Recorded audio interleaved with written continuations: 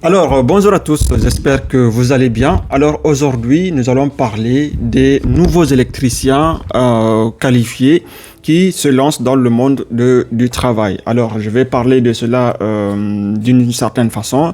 J'espère que je vais être vraiment très clair, voilà. Mais c'est très important de parler de ce sujet-là parce que nous sommes très nombreux à se confronter, en tout cas, beaucoup d'électriciens sont confrontés à ce genre de problème.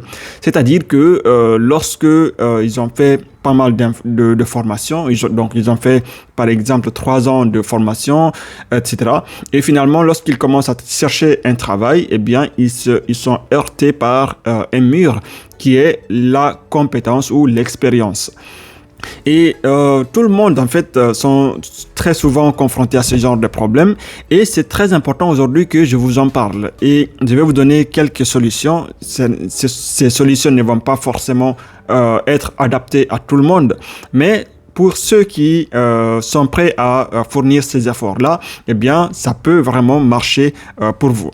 Alors, aujourd'hui, beaucoup d'électriciens, futurs électriciens, en tout cas des diplômés, cherchent en fait un emploi en tant qu'électricien. Et malheureusement, lorsqu'ils cherchent du travail sur Internet et qu'ils sont sur des sites, par exemple, qui listent justement les offres d'emploi, eh bien, la plupart du temps, ils sont confrontés à un problème bien précis, c'est l'expérience. Parce que les patrons, les chefs d'entreprise, eux, lorsqu'ils donnent justement une offre d'emploi sur les sites internet, et la plupart du temps, vous allez voir que ces employeurs cherchent justement des électriciens qui sont qualifiés, qui ont leur diplôme, mais aussi qui ont de l'expérience de 2 ans, de 3 ans, etc., etc. Il y a très très peu d'entreprises d'électriciens qui ne demandent pas cette expérience-là parce que ils veulent quelqu'un qui, bien évidemment, peut directement être actif sur le terrain et surtout quelqu'un qui peut résoudre les problèmes sur le terrain et immédiatement. Tu vois ce que je veux dire?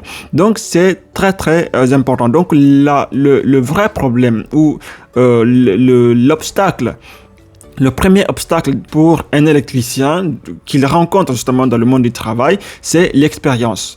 Malheureusement, la plupart du temps,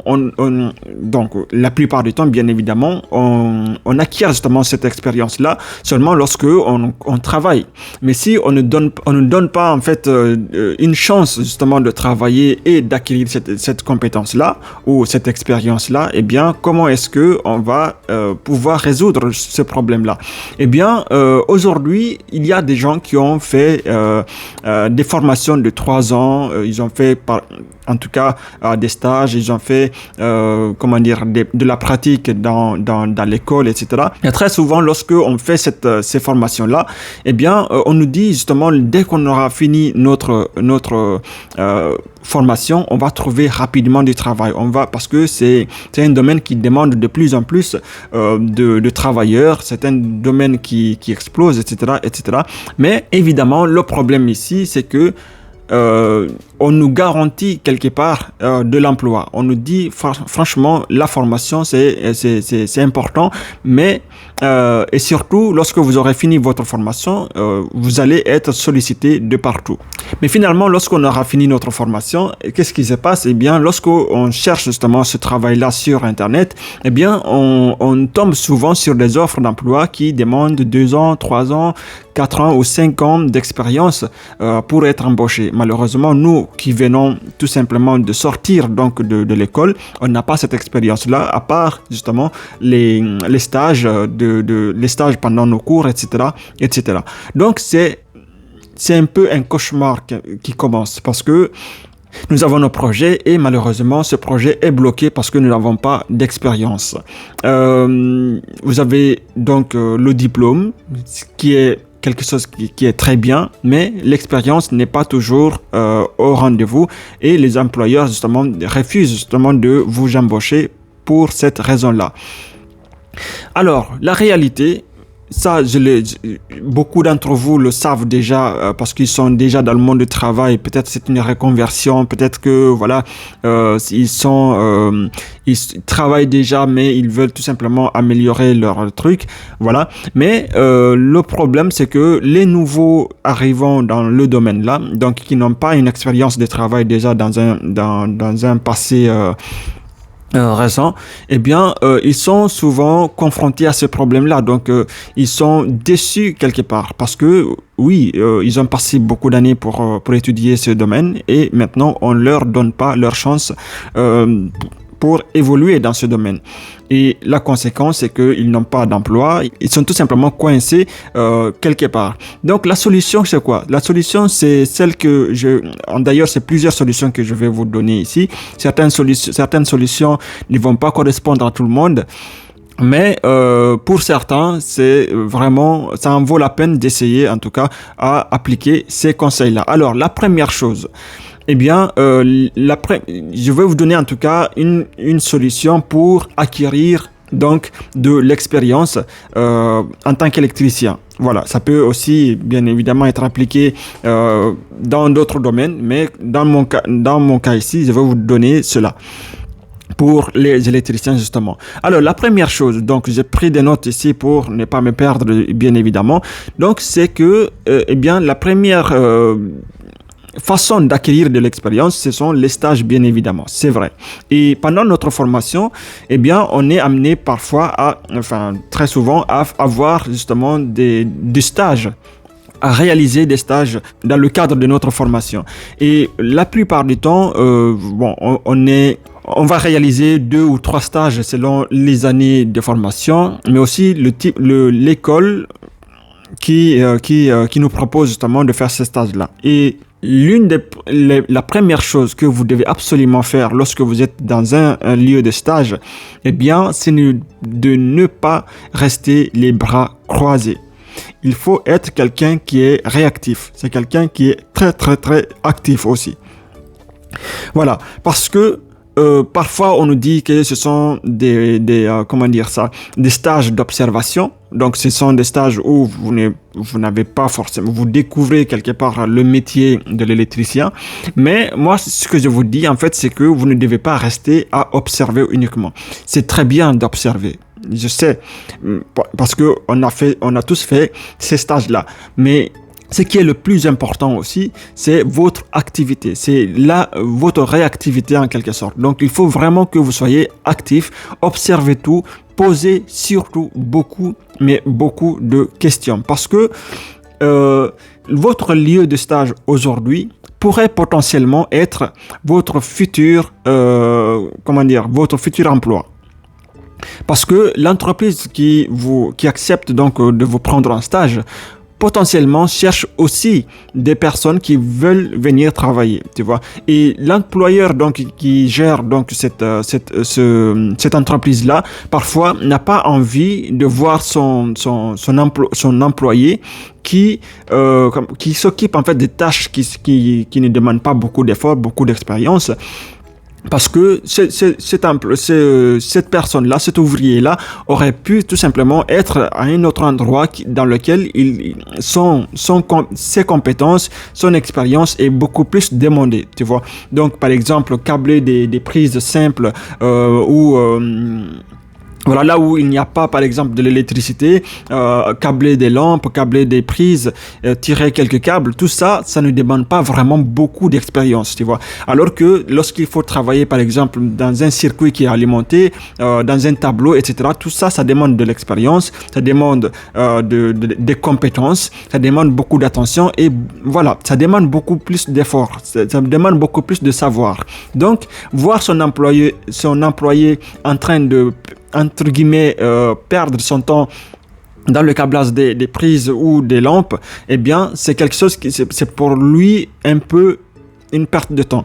Donc c'est là que vous allez justement intervenir parce que vous êtes là non pas seulement pour observer. Je parle bien évidemment dans le cadre du stage, vous ne devez pas rester les bras croisés. Regardez une personne, votre maître de stage par exemple, en train de câbler une simple prise. Parce que normalement, dans le cours que vous suivez, eh bien, vous avez déjà câblé au moins une prise.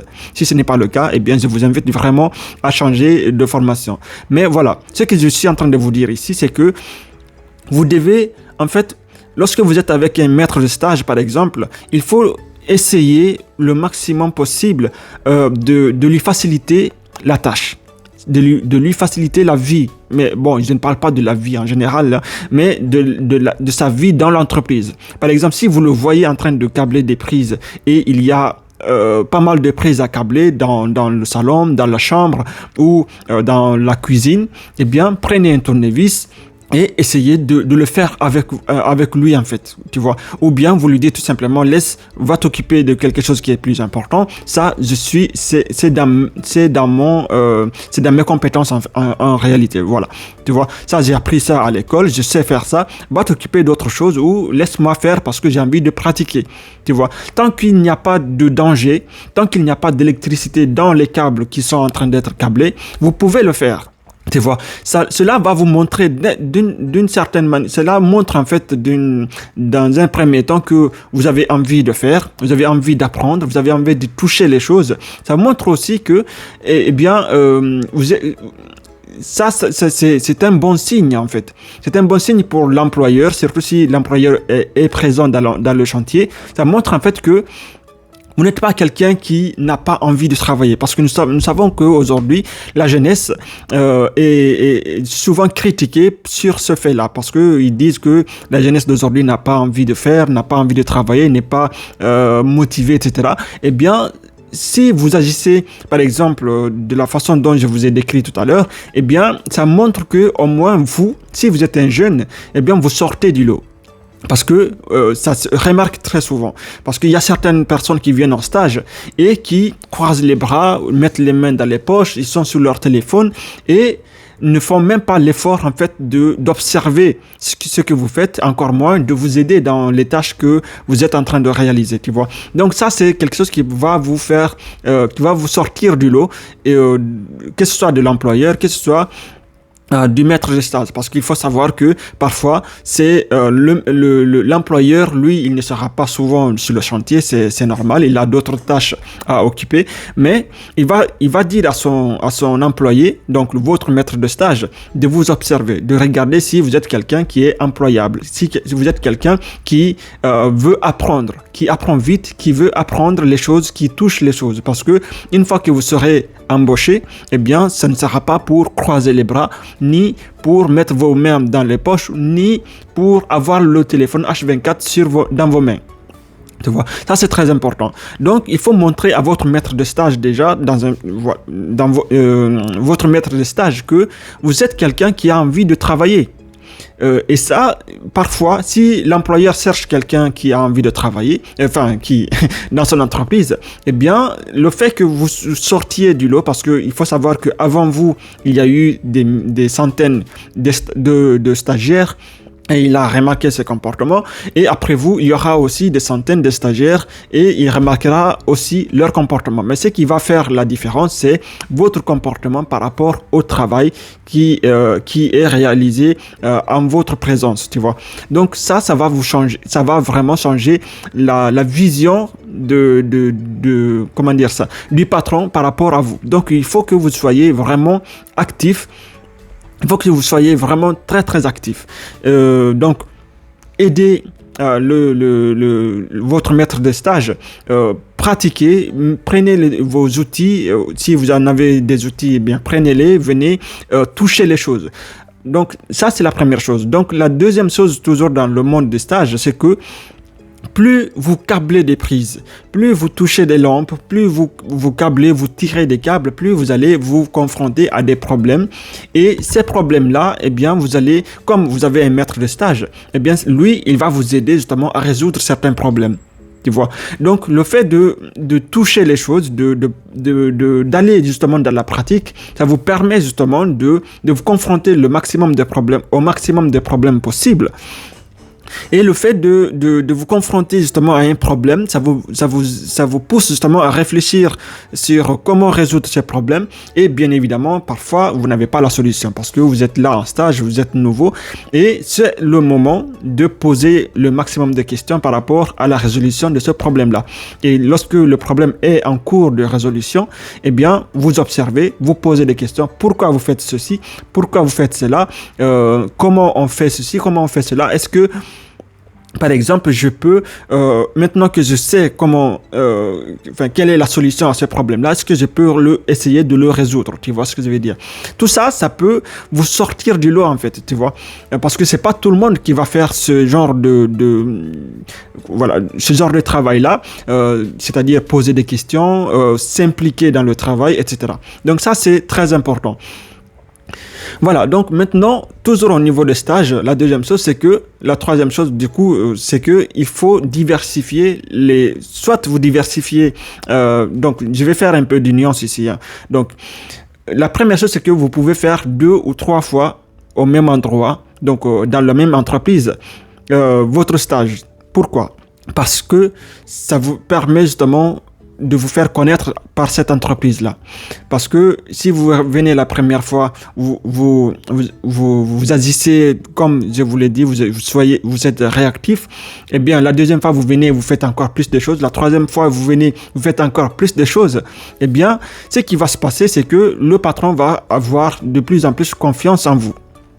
Tu vois, c'est pas toujours le cas, mais ça peut, dans beaucoup de cas, il peut avoir beaucoup plus de confiance en vous parce que vous montrez que vous avez envie de travailler, ce qu'il aime bien évidemment. Vous montrez que vous avez envie d'apprendre, ce qui est très bien aussi pour lui. Et donc, du coup, plus vous travaillez dans son entreprise, plus vous allez acquérir de la compétence. Et donc, plus, en fait, il va voir en fait son investissement comme un investissement et pas une perte de temps. Parce que une fois qu'il va comment il va réfléchir, c'est que voici, si je le paye tant, en quelque sorte, quels sont les problèmes qu'il va m'aider à résoudre, tu vois. C'est comme ça que la plupart du temps, ils vont réfléchir. C'est-à-dire que par rapport à ce que j'investis, parce qu'il va investir beaucoup, même si vous gagnez par exemple le SMIC, eh bien, sachez que il va payer presque 50% de ce que vous êtes en train de gagner à l'État, etc. Donc, est-ce que justement tout cet investissement-là, ça en vaut le coup, tu vois? Donc, s'il voit que vous commencez à avoir de l'autonomie, vous commencez à travailler, vous commencez en tout cas à résoudre pas mal de problèmes, eh bien, il va se dire tout simplement que c'est le moment peut-être d'engager cette personne parce que non seulement comme vous êtes débutant dans le domaine, donc il va pas vous payer bien évidemment très cher comme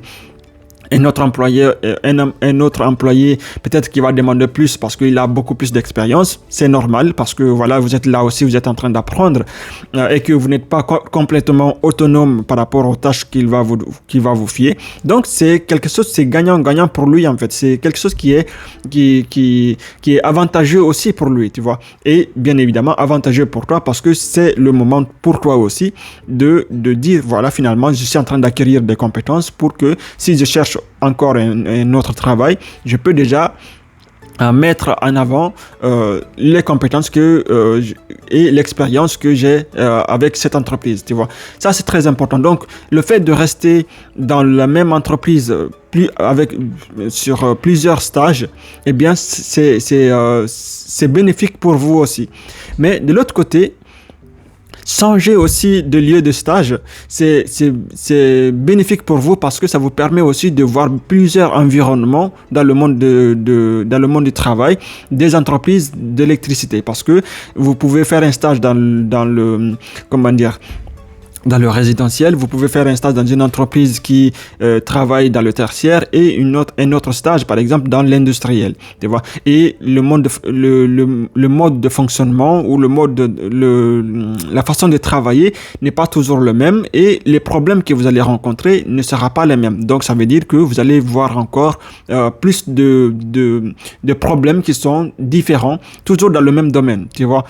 Et ça aussi, ça peut être quelque chose de bénéfique pour vous parce que, comme vous avez vu plusieurs problèmes dans plusieurs sous-domaines différents, eh bien, un patron qui cherche un travailleur, et peut-être qu'il va toucher un peu du résidentiel, du tertiaire ou de l'industriel. Il va dire, OK, cette personne a déjà vu pas mal de problèmes dans les différents domaines dans lesquels mon entreprise évolue. C'est très difficile d'avoir ce genre de personnes-là. Eh bien, pourquoi pas essayer, tu vois. Voilà. Donc ça aussi c'est très important au niveau des stages. Donc vous pouvez comment dire, c'est à vous de décider finalement quelle stratégie vous voulez utiliser. Soit vous restez dans la même entreprise pour vous faire connaître pour bien vous faire connaître et vous faire valoriser, ou changer de stage pour voir plus de problèmes, plus de différents problèmes, etc. Voilà. Ça c'était donc au niveau du stage. L'autre, donc la deuxième façon, donc tout à l'heure je vous ai parlé des stages. Maintenant, la deuxième façon d'avoir justement des compétences ou de l'expérience, donc dans le monde de l'électricité, eh bien, c'est de travailler sur des projets aussi personnels. Par exemple, si vous êtes en cours ou quoi que ce soit, eh bien, n'hésitez pas de temps en temps de baisser tous les disjoncteurs, par exemple, et d'ouvrir vos prises à la maison ou dans un projet, peut-être que vous avez un projet de construction de maison, etc. Et de pratiquer tout simplement. Et ça, c'est très important.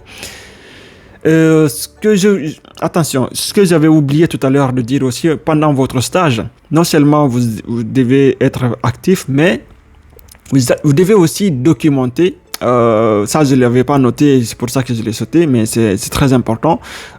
Documenter en fait vos stages. Je sais que la plupart du temps vous avez des rapports de stage à rendre à l'école, mais documentez vos stages aussi pour vous-même. Faites des photos, notez par exemple, prenez des notes sur par exemple les tâches que vous avez exécuté dans l'entreprise. Est-ce que vous avez câblé une prise, est-ce que vous avez câblé une lampe, est-ce que, voilà, tout ce que vous faites, documentez. Et quand je parle de documentation, je parle non seulement de l'écriture, mais aussi des photos. Parce que les photos vont vous permettre de concevoir, par exemple, un portfolio. Par exemple, lorsque vous chercherez un travail, vous allez envoyer une lettre de motivation et, par exemple, le CV.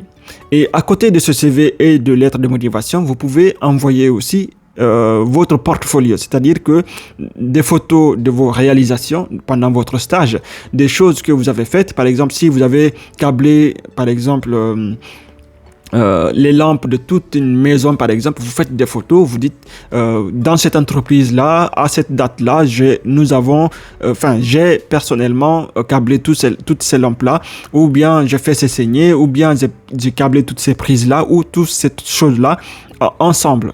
Dans le même stage, tu vois. Ça vous permet justement de montrer que non seulement parce que parfois on écrit bien évidemment, mais on n'a pas de preuve de ce que nous avons dit. Donc avec les photos, vous montrez justement que voilà, je fais ça. Parce que la plupart du temps, lorsque vous êtes engagé dans une entreprise, ce sont les tâches presque quotidienne que vous allez avoir. Vous allez câbler des prises, vous allez câbler des lampes, vous allez faire des saignées, vous allez tirer des câbles, etc. Et si vous avez déjà fait tout ça, eh bien c'est beaucoup plus simple pour un employeur de vous faire confiance et donc de vous engager, parce que finalement vous êtes presque prêt. Voilà, je vais le dire comme ça. Vous êtes presque prêt pour travailler justement dans son entreprise. Donc ça, c'est une parenthèse par rapport au stage. Donc faites des documentations, etc. Voilà, donc travailler sur des projets personnels. Donc ça, je l'ai abordé tout à l'heure. Documentez donc votre travail aussi. Dans ce cadre-là aussi, documentez. Voilà le projet, etc. Voici ce qui a été réalisé. Voici ce qu'on attendait, etc., etc. Cette quatrième leçon, ou en tout cas façon d'acquérir de l'expérience, c'est justement d'offrir vos services gratuitement. Que ce soit par exemple à un voisin ou quelque chose comme ça. Pendant un mois, par exemple, vous allez travailler chez lui sans rémunération, ou peut-être juste avec des dédommagements. Je sais que cette partie-là, c'est pour cela qu'au début de la vidéo, je vous disais que ce n'est pas adapté à tout le monde. Cette partie-là n'est pas adaptée, par exemple, à quelqu'un qui a déjà une famille, qui doit la nourrir, etc. Parce que finalement, il doit faire rentrer de l'argent, tu vois. Mais pour un jeune de 20 ans, de 21 ans, qui vit encore à sécher... qui vit avec les parents, etc., qui n'a pas beaucoup de charges justement à payer, eh bien, peut s'offrir justement ce genre de choses-là. Et les patrons, par exemple, si vous avez réalisé un stage chez un patron, par exemple, dans une entreprise, et que à la fin de votre formation, vous lui offrez un mois, par exemple, de travail pour que vous acquiriez encore plus d'expérience, eh bien, c'est possible que, voilà, non seulement vous allez acquérir de l'expérience, mais il se peut que cette personne vous offre aussi un emploi, tu vois, un contrat de travail. C'est très important. Donc, mais bien évidemment, ce n'est pas adapté à tout le monde. L'autre partie, donc la cinquième étape ou la cinquième façon d'acquérir de l'expérience et des compétences, eh bien, c'est de bien choisir déjà sa formation. Il y a plusieurs façons de se former. Il y a la formation professionnelle, il y a la formation technique et il y a, peut-être c'est le mélange des deux, il y a aussi l'alternance. Il y a beaucoup de formations en alternance en électricité. Par exemple, en Belgique, il y a pas mal de formations qui sont qui fonctionnent comme ça, c'est-à-dire que peut-être 3 jours ou 2 jours en théorie, donc à l'école, et les autres 3 jours, vous le faites dans l'entreprise. Et en 1 an ou peut-être 1 an et demi, vous avez votre diplôme et vous avez du coup un peu d'expérience. Parce que l'alternance, donc les 3 jours de pratique, eh bien vous allez travailler dans une entreprise concrète. Donc vous êtes directement sur le terrain. Ça, c'est un très très bon moyen d'acquérir de l'expérience et surtout d'avoir beaucoup plus de confiance en vous lorsque vous rédigez votre CV et lettre de motivation. C'est une façon vraiment incroyable pour justement faire votre portfolio.